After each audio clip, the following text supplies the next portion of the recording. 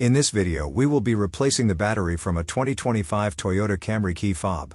The only tool that is needed is a small flathead screwdriver. We will also need a CR2450 battery. I have included a link below for the battery.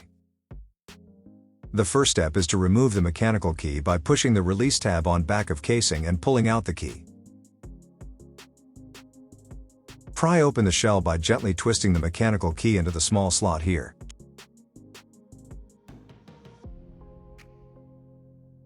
Gently pry open the case.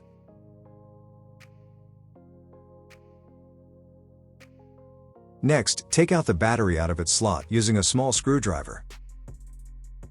The battery is CR2450. There are markings on the case that specify the battery type and the direction of battery. Get a fresh battery and push it into the slot. The positive side is facing up.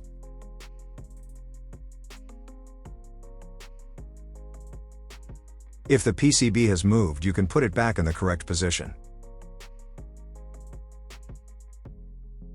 The last step is to put the two halves back and gently squeeze them in place. Start from the top side and work your way around.